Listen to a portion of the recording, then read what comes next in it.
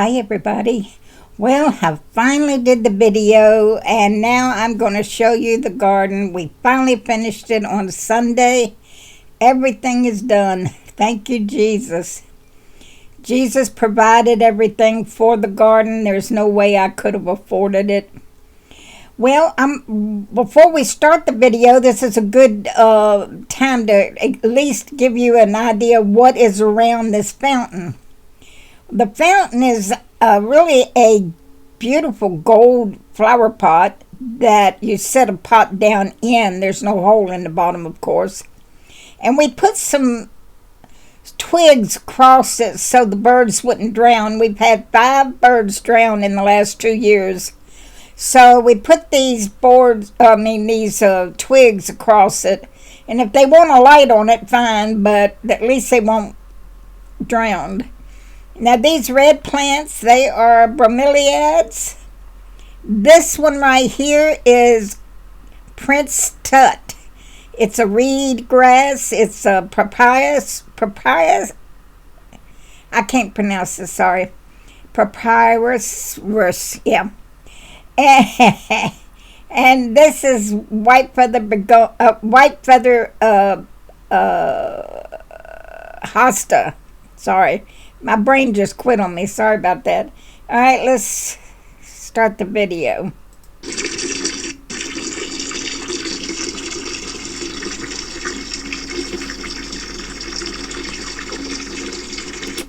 And these down here are a salmon color impatient. They're starting to bloom again. There are little buds in here, but they had a bunch of blooms on them, but they've already stopped blooming. I love the fluffy tops on this Prince Tut. And look at the veins, the green veins going through the white feather hostas. Beautiful. This is a lily. And that's again the bromeliad.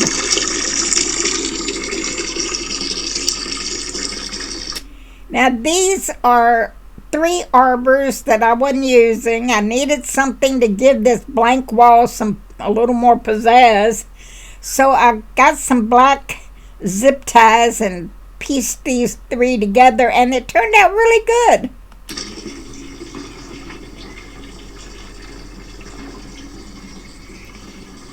This is my amarilla. This is a spider plant. And this is my gardenia tree that Jamie bought me. And it's getting ready to bloom. There are buds all over it. There's a bud, but there's buds all over it.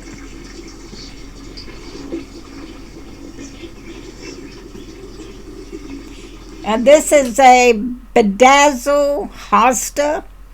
It has chartreuse edging with dark green center. It doesn't get very much bigger than it is there. It's about 21 inches wide and about 8 or 10 inches tall, so that's about as big as it's going to get. So it's perfect for a pot.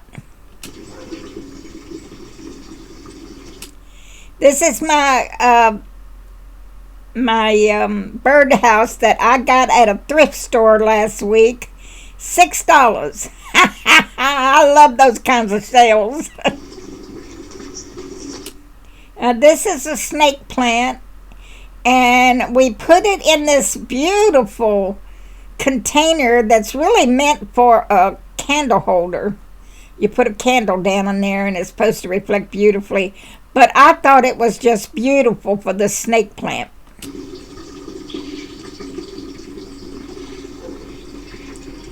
And this is one of my favorite hostas. It's fire and ice.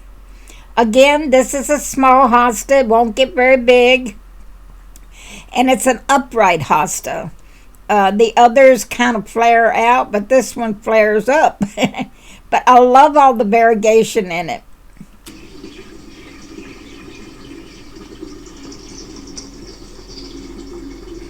Another snake plant.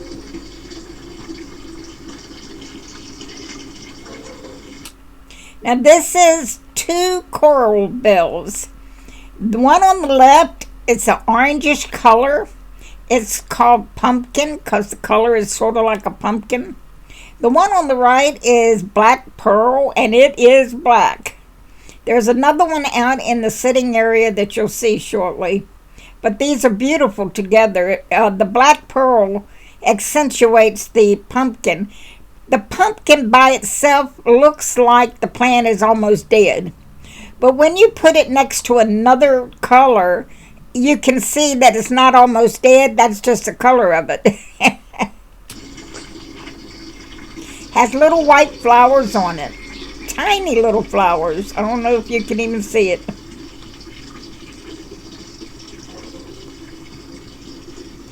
And that is variegated feather grass. These are the feathers up here. And it can get to be 4 foot tall and 4 foot wide. I'm hoping it'll get quite large.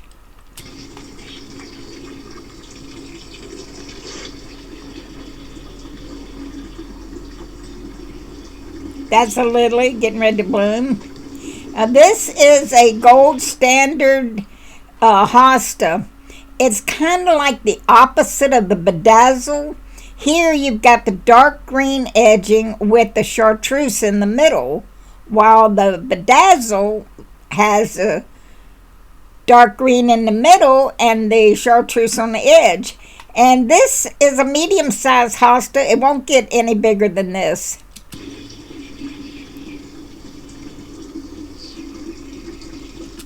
And this is bleeding heart that is finished blooming, and it will just collect the strength from the sun and the food and keep it in the roots, and then the leaves will start dying, and when the leaves start dying, that's your cue to go ahead and cut them off to the ground. They come back every year.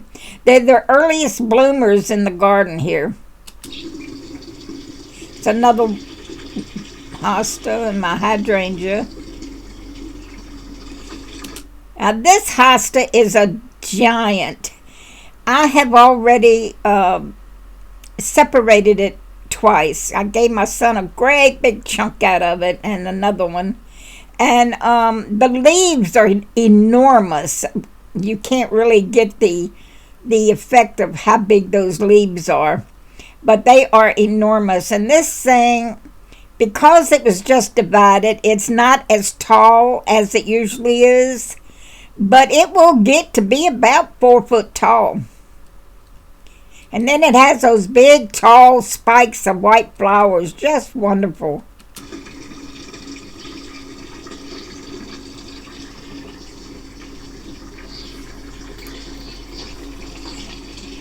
And that's wave petunias. The purple ones are the only ones that have a fragrance.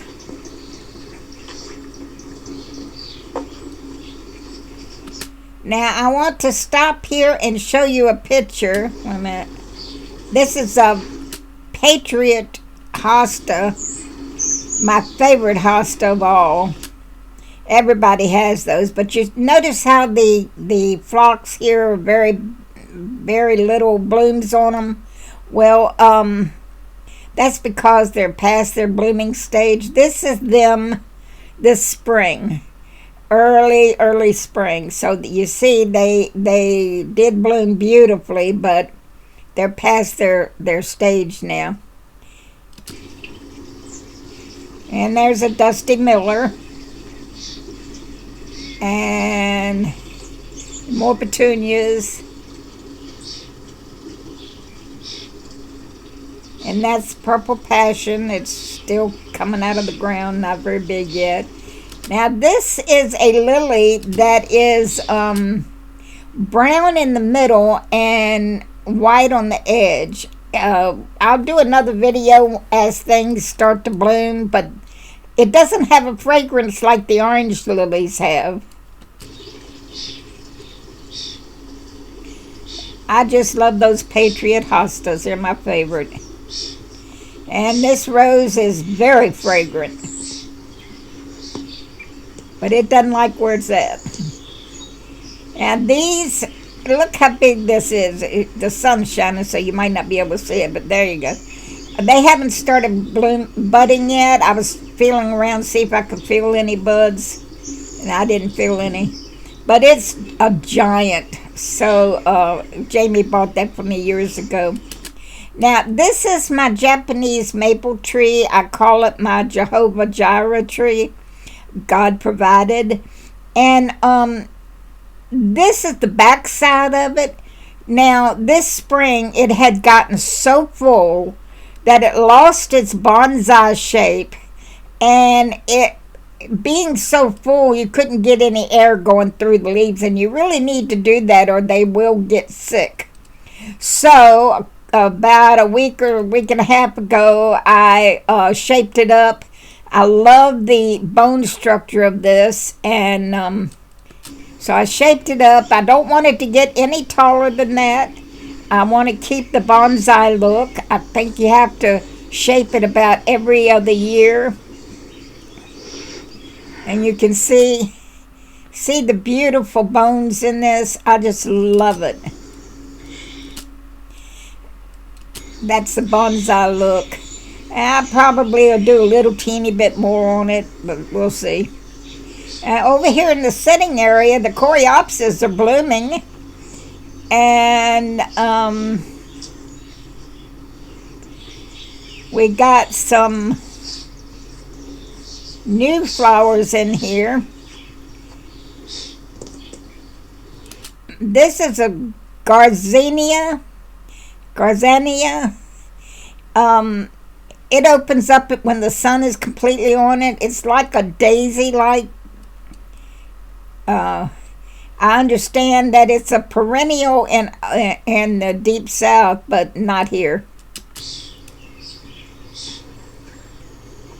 This is that other coral bell. This is you can't really appreciate it. These are a burgundy center. And the same color as the hibiscus bush to the left. That's why I put this here, because it's almost a yellow leaf with the burgundy center, and I thought it would match that bush real well.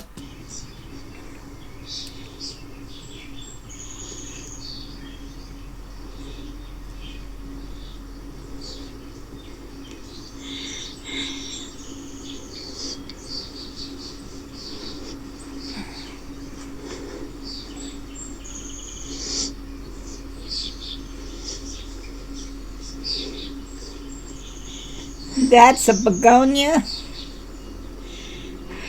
a coneflower, rosemary, hydrangea,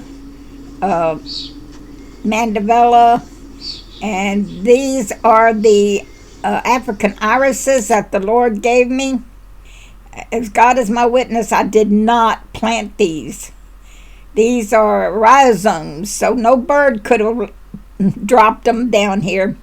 I don't know where they came from other than the Lord, but He gave those to me. And He picked the right color, yellow, to go with my yellow furniture. He thinks of everything, doesn't He? But look how much they've spread. Now, this ivy here, it's beautiful ivy, but you got to be careful with that stuff because it will take over and kill everything. That's another one of the garzanias. And this is the partition Jamie built for me so that I can have privacy and the neighbor over here to the left can have privacy. This is a macho fern that the Lord provided. Now that thing will get 6 foot tall and 6 foot wide.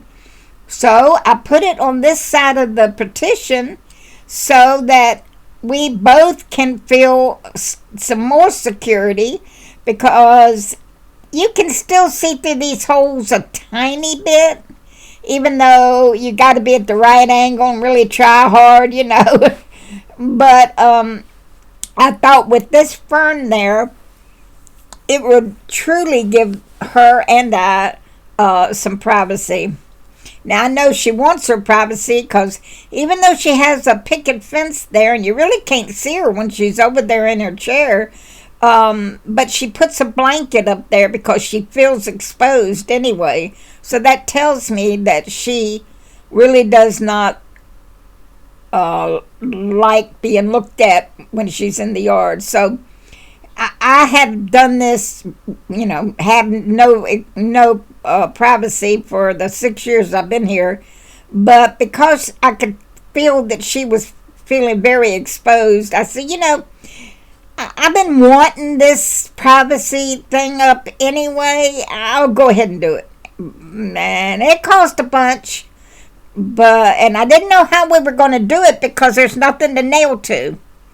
But Jamie and I got her done, and we used the landscaping, these landscaping stones here that have channels in it, and we put 2 lattices together, staggered so that the holes would be smaller, and we have a 1 by 1 going across there, and one at the bottom, one here.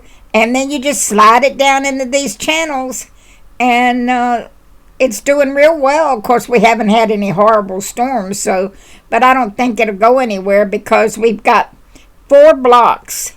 Now, 1 block is quite heavy, but you get 4 blocks on top of each other, and you put one of these steel rods down in the center, it becomes 1 block, and that's pretty heavy.